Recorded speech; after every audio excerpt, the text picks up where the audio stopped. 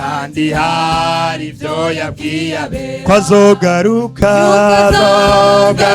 kubazana hahirwa uhora yiteguye azicarana na Yesu mu bwami kandi hari ibyo yabwiye abera ko azogaruka kubazana hahirwa uhora yiteguye azicarana na Yesu tuzonezerwa cyane tumubone tugumuke tumusanganire mu kirere turirimbe indirimbo yo kunezerwa wa mugome tumwishimire tuzonezerwa cyane tumubone dusimbuke tumusanganire mu kirere turirimbe indirimbo yo kunezerwa wa mugome ngo ateze ubwibone ngo ateze amanyama ngo ateze ubwicanyi tuzonezerwa cyane tumubone dusimbuke tumusanganire maze turirimbe indirimbo yo kunezerwa wa mugome tuzonezerwa cyane tumubonye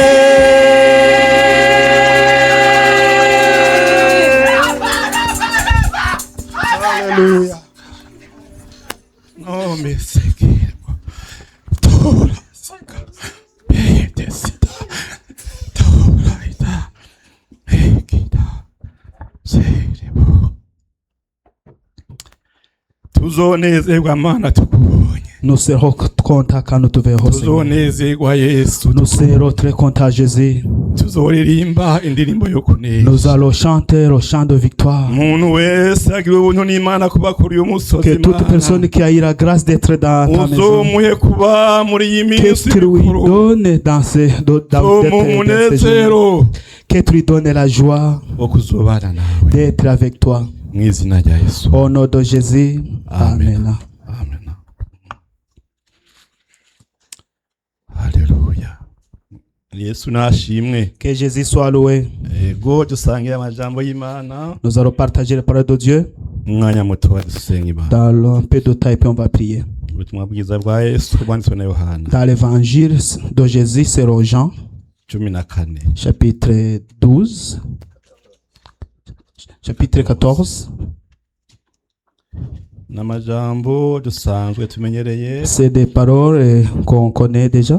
Ariko mpemu yarahize umutima wanje ukundi gushasha. Mais le Saint-Esprit les a mis dans mon cœur de nouveau. Kandi mpemu yera n'umwe. Et le Saint-Esprit est le même. Abaririmbyi amajambo yose nari nateguye kuvugishwa. Toutes les paroles que j'avais eu à prophétiser. Abaririmbyi bamaze kuyavuga. Les chantres l'ont déjà dit. Chorale centrale yavuze. La chorale centrale en a parlé. Chorale yo gwaruka yavuze. La chorale des jeunes aussi. Abasenze Imana babivuze. Ceux qui ont prié en ont dit aussi. Abasenze Imana hariya diaconesse Space qui a prié. Ko tugeze mu gihe cy'iherezo. Il a dit que nous sommes dans les derniers jours, dans les derniers temps où les gens doivent se sanctifier. Ubundi yasenze ngavuze ko il y a quelqu'un d'autre qui a prié qui a dit Imana yacu que notre Dieu ari Imana y'amasezerano. C'est un Dieu de promesses. Yesu nashimwe. Que Jésus soit loué. Nta kintu sigaje kuvuga. Il n'y a rien d'autre à dire. Uretse guhamagara abantu ngo baze sauf appeler les gens à venir se sanctifier. Ariko reka dusome amajambo mais on va lire la parole de Dieu. Duhere ku murongo wa mbere. On commence par le premier verset. Twashikana ku murongo wa gatatu. Jusqu'au verset 3. Yesu ni nzira n'ukuri n'ubugingo. Nimuhagarike imitima yanyu mwizere Imana naje munyizere. Que votre cœur ne soit pas troublé. Imira kwa data hari inzu nyinshi, iyo ziba zitariho mba ndabibabwiye. Kuko ngiye kubategurira hanyu, kandi ko ngiye kubategurira hanyu, nzogaruka kubajana iwanje.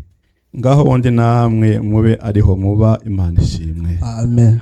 Imana nishimwe Que cyane. Jésus soit loué. N'aya masezerano Yesu yadusezeraniye. C'est ces promesses que Jésus nous a données. Aya majambo yanditswe n'umukozi w'Imana Yohana. Ces paroles ont été écrites par Jean. Yohana numwe mu ntumwa za Yesu Kristo. Jean est l'un des disciples de Jésus. Nitwobitebako gose. On va pas tarder beaucoup ngo tuvuge idonido rya Yohana en parlant les détails de ariko tuvuga ko ari mwene Zebedayo. Mais on va dire que c'est le fils de Zébédée. Yari umwana avukana n'uwitwa Yakobo. Et son frère s'appelait Jacques. Mama wabo witwa Salome. Leur mère s'appelait Salomé. Hama rero papa wabo yari umuntu w'umukuru mu buryo bukuruba. Leur père était quelqu'un qui yari umurovyi mukuru. était le grand pécheur. Aba nabo baramufasha abahungu biwe. Et ses frères et ses fils l'aidaient. Yesu yabakuye ku kiyaga abarovyi. Jésus les a appelés de la mer, ils étaient pécheurs. Yesu nashimwe. Que Jésus soit loué. Uyu muntu Yohana Et Jean, mu ntumwa za Yesu Kristo, les disciples de Jésus, niwe wenyene yapfuye urupfu rw'akarago. c'est le seul qui est mort naturel. Abandi bapfuye nabi. Les autres ont eu mort. Abandi barabishe.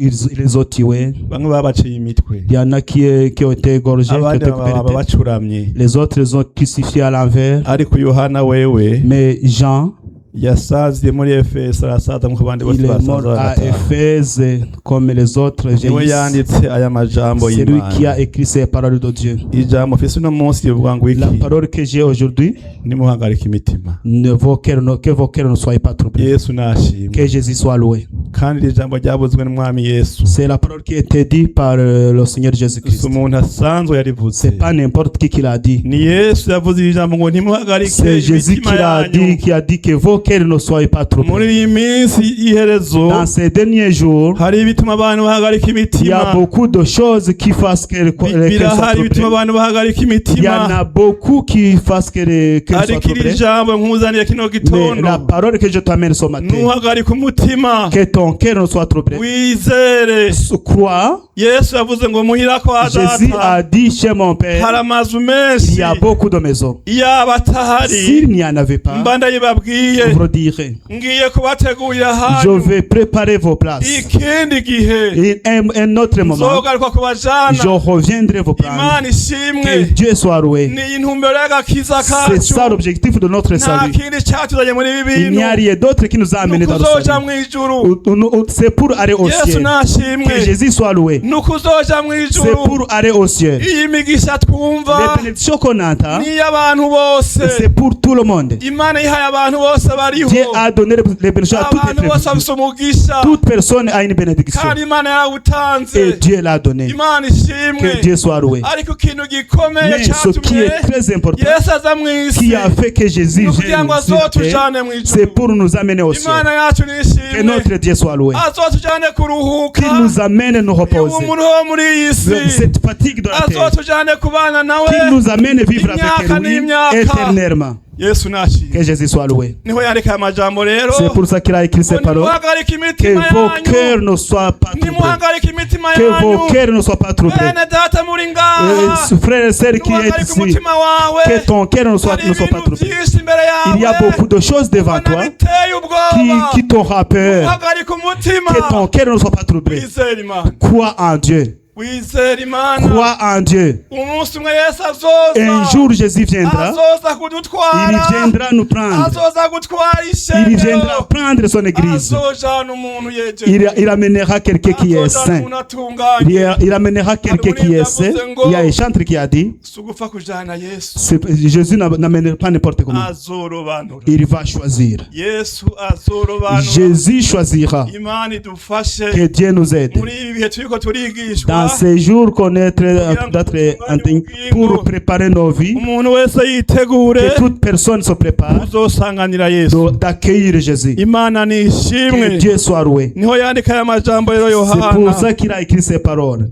ngo nimuhagarike imitima yanyu, que vos cœurs ne se troublent point, nimuhagarike imitima yanyu, que vos cœurs ne soient pas troublés, nimuhagarike imitima yanyu, que vos cœurs ne soient pas troublés. bakozi b'Imana, Les serviteurs de Dieu, nimuhagarike imitima que yanyu, vos cœurs ne soient pas troublés, niduhagarike imitima que yacu, nos cœurs ne soient pas troublés, twizere mais Imana. qu'on croit en Dieu. Yesu yavuze ngo azoza kutujana. Jésus a dit qu'il viendra Iryo nous prendre. sezerano rikomeye dufise. C'est la seule promesse qu'on... Amasezerano menshi Imana yaduhaye. Il y a beaucoup de promesses que Dieu nous a Amasezerano données. menshi. Beaucoup de promesses. Ariko iri sezerano Mais cette promesse, itwara amasezerano il est yose. plus grand que toutes les autres promesses. Amasezerano y'imigisha. Il y a des promesses de Hari bénédiction. amasezerano y'abana Il y yaduhaye. a des promesses des enfants Amasezerano que Dieu nous y'abakwe a données. n'abakazana. Des promesses des gens que Dieu nous a Amasezerano données. y'amazu. Des promesses de maisons. Amasezerano y'ibindi. Des promesses d'autres Ariko choses. hari isezerano ritewe yose. Mais il y a une N'icyo promesse qui est kuzobana na prise. Yesu. C'est la promesse d'être Nuko avec azoza Jésus. kutujana. Qu'il viendra nous Kuko ivyo prendre. vyose mubona.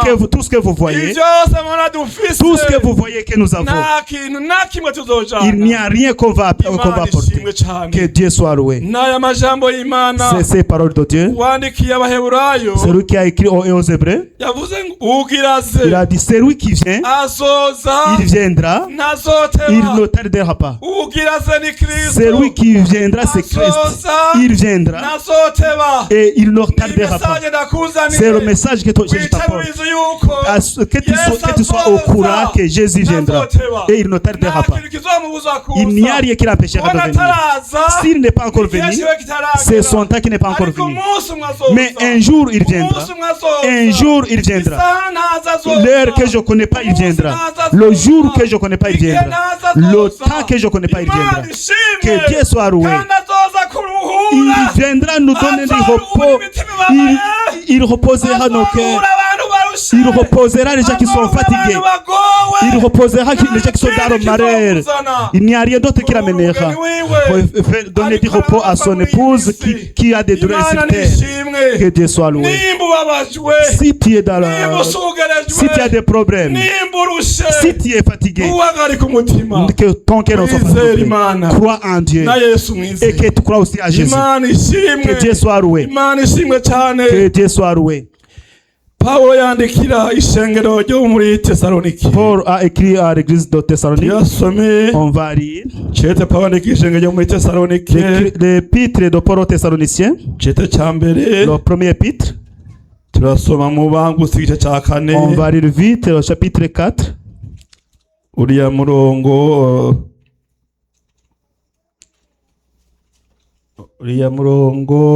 au verset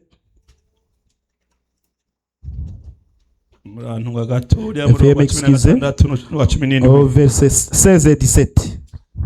Yesu nashimwe. Que Jésus soit loué. Yesu nashimwe cyane. Que Jésus soit loué. Abitesalonike ba mbere. La première épître de Paul aux Thessaloniciens, chapitre 4. Umurongo n'uwa 16. Verset 16 n'uwa 17. et 17. Turasoma. On va lire. Mu izina rya Yesu. Au nom de Jésus.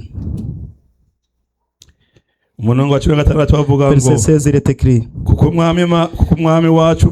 Car le Seigneur lui-même a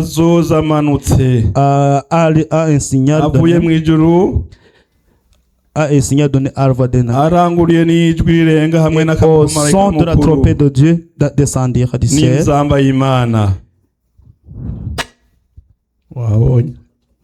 maze abapfiye muri Kristo les morts en Christ nibo bazobanza kuzuka ressusciteront premièrement. maze natwe bazoba bakiriho Ensuite nous les vivants dusigaye qui seront restés tuzoja guteranwa nabo mu nous bicu serons tous ensemble avec eux à la rencontre de notre Seigneur dans les airs. Que notre Dieu soit. aya n'amajambo Paulo yanditse. C'est les paroles que Paul a écrit. yandikira iri shengero ryo muri Thessalonike. Il a écrit à l'église de Thessalonique. n'amajambo yanditse aremesha ishengero. Et c'était pour hadutse ibintu mu ishengero. Il y avait des choses qui étaient venues dans l'église. Il avait prêché dans... Il avait prêché et puis il est retourné à Jérusalem. Les gens qui sont restés, il y a Timothée qui est resté. Il a rencontré à Jérusalem et il a donné le rapport de la façon dont l'église se comporte. utubazo. Mais il y avait des problèmes qui étaient apparus dans l'église. Il y a des gens qui disaient que Yesu yamaze kuza. Jésus est déjà venu. Abandi bakavuga Il y a ngo d'autres qui disaient Yesu araje. Jésus revient, Tureke kurima. qu'on arrête de cultiver, qu'on arrête de travailler, Tureke kudandaza. qu'on arrête de Yesu vendre. araje adutware. Jésus revient nous prendre. Zari inyigisho zigoye cyane. C'était des enseignements difficiles. Bisaba ko Paulo rero Et ça demandait que afata Paul umwanya prenne le temps yigisha aba bantu pour enseigner ces gens, ababwira ngene Yesu azoza. pour leur dire comment Jésus Imana reviendra. yacu nishimwe. Et que notre Dieu soit Kandi loué. muri ishengero nyene Et dans cette bari église, bagize ikindi kibazo. ils avaient notre problème. Paulo yabigishije Paul les avait enseignés. ababwira yuko Il les avait dit Yesu aje gukuraho urupfu. que Jésus est venu enlever la mort. La deuxième mort, qu'il n'a plus de force. avuze ubwo butumwa ararengana. Il a prêché puis il est parti. Bagize gutya Après ça, babona abantu bo mwishengero baratanguye gupfa. ils ont vu des gens, des membres de l'église qui commencent à mourir. Abandi baragwaye. Il y a des autres qui sont malades. Bati Paulo Il a yatubeshe. dit, Paul nous a menti. Yavuze ko bitazopfa. Il nous a dit que nous ne mourrons pas.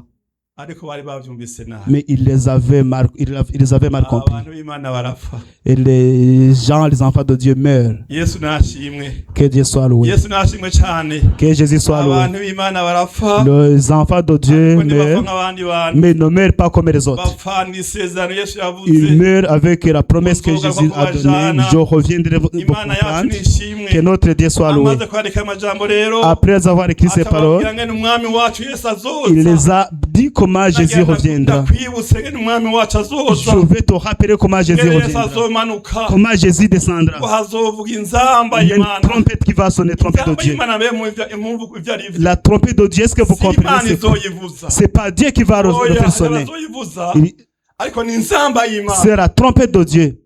Sinigeze ibasigurira. Je ne sais pas comment je vais vous Inzamba expliquer. y'Imana. La trompette de Dieu, Si Imana izoyivuza. c'est pas Dieu qui va le faire sonner. Inzamba yitirirwa Imana. C'est cette trompette qui est allouée à Dieu. Umukuru w'igihugu Vous voyez le président, yagiye ahantu quand il va à une place, hariho ikintu bavuza il y a quelque chose qu'on fait sonner si wiwe wenyene à lui seul. atawe n'ubundi Il n'y bakivugiriza a personne d'autre à qui on va la faire sonner. bakivuza Mais c'est par lui qui le fait sonner. abandi bakivuza Il y a les autres qui le font sonner. Que Jésus soit loué. mundaba si wakivuza C'est pas le président qui le fait sonner. Il y a des gens qui ariko le inzamba y'umukuru C'est la trompette de quelqu'un qui est très important. Même si tu es dans la forêt kayumva et tu l'entends, ucuvuga uti we ni mukuru w'igihugu ariko arengana tu sais, ça c'est le président qui passe. ubu n'umwami ariko Ça c'est le arengana roi qui passe. gutyo gutyo Comme ça, comme ça. Paulo rero Paul, arababwira il les a dit uko inzamba y'Imana izovuga comment la trompette de Dieu sonnera. marayika mukuru Et le bruit d'un archange. bapfiriye muri Kristo Les gens qui sont morts en Christ. abantu bapfiriye muri Kristo Ceux qui sont morts en Christ. bazobanza kuzuka C'est eux qui vont se ressusciter en bamaze premier. kuzuka rero Après être ressuscités, baduhitane ils vont chercher à nous prendre. sanganye umwami wacu Et on Yesu va aller avec notre Seigneur Jésus-Christ dans l'air. Imana ishimwe Que Jésus soit loué. Pawulo avuga aya majambo Paul, en disant ces paroles, yavuga ngo ko Yesu azoza il disait comment Jésus viendra. Il était encore vivant. nanjye ndiko ndayavuga Comme moi, je suis en train de prêcher. Il peut venir quand je suis encore vivant. Il peut venir quand toi aussi tu es vivant. Il peut venir quand nous sommes encore vivants. Comme il peut venir quand nous serons prêts. Même s'il vient que je suis vivant, il y a la parole qui m'a fermé. Ceux qui sont morts en Christ, c'est eux qui vont ressusciter en premier. Que Jésus soit. C'est eux qui vont entendre la trompette en premier. Ceux qui marchent, ils n'ont pas encore entendu. Mais ceux qu'on a déjà enterrés, il y a des enfants de Dieu qu'on a enterrés. C'est eux qui vont écouter la trompette de Dieu en premier. Ils vont ressusciter. Ils vont venir et on va aller accueillir notre Seigneur Jésus-Christ. Que Dieu soit loué. Quand j'arrive à cet endroit, et mon cœur se repose. Même si je suis fatigué, même si je suis fatigué, même s'il y a des choses qui me fatiguent, et si je me rappelle qu'un jour, que Jésus appellera le nom des gens qui ont servi à lui pour qu'il donne la rétribution. Et j'ai de la force. Et je dis, je continue. Je combats. Je vais faire ce combat jusqu'au jour de Christ. Je te souhaite, frères et sœurs, que tu fais un bon combat jusqu'au jusqu'au jour de Christ. Que Dieu vous bénisse. Que Dieu vous bénisse. Que Dieu vous bénisse. Que Dieu apporte ses paroles. Jésus a dit, je reviendrai vous prendre. Celui qui a écrit aux Hébreux, qu'est-ce qu'il a dit? Il revient et il ne tardera pas. Il revient et il ne tardera pas. Même si tu sens la fatigue, que tu saches qu'il vient et qu'il ne tardera pas. Que Dieu soit loué. Que Dieu vous bénisse, abonnés. On va terminer dans le premier épître de Jean. Et on va prier. Il y a beaucoup de choses à faire aujourd'hui. Et vous avez déjà entendu beaucoup de paroles de Dieu. Toute personne en a déjà entendu. Toute personne a déjà eu des expressions. Premier épître de Jean. Chapitre 3. On va lire un seul verset. Verset 3. On va commencer par le premier verset. Voyez l'amour, le Père nous a témoigné pour que nous soyons appelés enfants de Dieu. Et nous le sommes. Si le monde ne nous connaît pas, c'est qu'il ne l'aura pas connu. Bien aimé, nous sommes maintenant enfants de Dieu. Et ce que nous serons n'a pas encore été manifesté. Mais nous savons que lorsque cela sera manifesté, nous serons semblables à lui parce que nous le verrons tel qu'il est. Quiconque a cette espérance à lui se purifie comme lui est pur. Que Dieu soit loué. Que quiconque a cette espérance, que toute personne qui a ces promesses, il se purifie. Parce que notre Seigneur Jésus-Christ est pur. Notre Seigneur Jésus-Christ n'a pas de tâche. Tout le temps qu'il est resté sur terre, il n'a pas péché. Que Dieu soit loué. Que Dieu soit loué. Que toute personne qui a cette espérance, il se purifie. Comme lui, il est saint. Toute personne qui a ces promesses de vivre avec Jésus. Que toute personne qui a ces promesses, des promesses très importantes. Le message que Jésus a dit, il a dans son cœur. Ce qu'il fait, il se purifie. Il se purifie. Il se sanctifie. Je regarde des fois on prêche et on demande est-ce qu'il y a quelqu'un qui veut se sanctifier et on n'a personne qui se lève. Et on se demande c'est quoi ça? Est-ce qu'on peut manquer quelque chose à se sanctifier? Et Job a écrit des paroles importantes. Même les anges, quand Dieu les regarde, ils ont des tâches. Parce que Dieu est saint.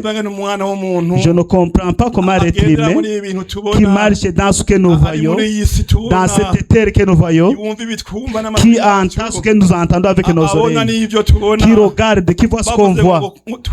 Quand on demande, on va se sanctifier, et quelqu'un croise ses bras, on se demande c'est quoi ça? Mais j'ai un message pour toi. Comme c'est lui qui nous a appelés saints, nous devons être saints. Nous devons être justes devant Dieu pour que ces promesses que Dieu nous a données, pour qu'on regarde, on regarde dans la sanctification, on regarde dans la purification, on regarde dans s'éloigner du mal, dans s'éloigner du péché. C'est comme ça qu'on garde ces promesses. Que notre Dieu soit loué. Que toute personne s'entraîne à vivre avec Jésus. Que toute personne s'entraîne à partager avec Jésus. Que toute personne s'entraîne à vivre au ciel. Que toute personne s'entraîne à s'asseoir avec Jésus. Que tu t'entraînes. Que tu t'entraînes. C'est comme ça que le Rwanda dit. Que Dieu soit loué. Un jour je suis venu ici. nje gusenga je venais prier. hanyuma rero Et puis, hari umuntu yaje usiguriye il y a quelqu'un qui nous avait tuzogira expliqué, défilé qui a dit qu'on va faire un défilé, qu'on va faire, baririmbaga bene data n'est-ce pas comme ça qu'on tuzogira chante, défilé imbere ya data qu'on va faire un défilé devant notre Père. C'est pas comme ça qu'on chante. Et ici, numva ndirimbira j'ai senti ces chansons. Et j'ai ko ndi dit, ngaha puisque je suis là, mbega sino est-ce que kwimenyereza je ne peux pas m'entraîner tuzogira défilé imbere à ya faire le Yesu défilé devant Jésus? sino kwimenyereza Je ne peux pas m'entraîner. ntangura kwimenyereza Et j'ai commencé à m'entraîner. Comment je vais marcher? Et comment je vais... ndavyimenyereza nda mu Et je rusengero me suis entraîné ici dans l'église. J'ai marché, mais Jésus était devant moi. C'est lui qu'on va suivre. C'est lui qui va nous montrer. C'est lui qui connaît le ciel. Il va être devant nous. Il va faire un défilé. Et je suis venu ici. J'ai fait un défilé. Et j'ai eu même des sueurs. Il y a des choses qu'on fait devant les personnes qui et Dieu sera assis. Il sera assis à regarder la réponse de Jésus. Et je fais défiler. Après avoir fait ce défilé, vous voyez la personne importante qui est devant l'armée. Après, et il va s'asseoir à côté. Il s'assoit à côté du gras. Il nous dit comment ça s'est passé. Et il s'assoit ensemble. Nous allons nous asseoir du côté droit de Jésus. Que Dieu soit loué. Et vous est-ce que vous voulez que ça soit délicieux pour vous? Soyez contents de vivre avec Jésus. Que Dieu soit loué. Et j'ai fait ce défilé, je me suis fatigué. Et je dis, Seigneur, ça c'est suffisant. Quand j'arriverai chez toi, je ferai autre chose. Comment on sera, c'est pas encore manifesté. Ça c'était pour moi comme écrivain. Quand on va y arriver, je ne sais pas comment faire ce défilé. Peut-être il y a quelqu'un qui sera dans le, je sais pas. Mais ce que je sais, on va faire un défilé. Amen. On fera un défilé. Les gens qui se sont séparés du péché. Les gens qui se sont éloignés du mal. Les gens qui ont aimé Jésus, ceux qui sont attachés à lui, dans les difficultés qui sont accrochés à lui, dans les problèmes qui sont accrochés, dans les maladies qui sont accrochées à lui, dans même dans c'est ces gens-là qui vont faire des défilés. Ils sont errés. Ces gens sont errés. Ces gens sont errés. Ces gens sont qui ont patienté. Ils sont très errés. Ils sont très errés. Ils sont très errés. Ils sont très errés. Ils sont très errés. Ces gens sont très errés. C'est peut-être de Dieu qui ont servi dans la vérité. Ils sont errés. Ils sont errés. Ils sont errés. Ils sont errés. Ils ont été arrivés tous les malheurs qu'ils ont ici sur la terre. Que Dieu soit loué. Que Dieu soit loué. Que Dieu soit loué.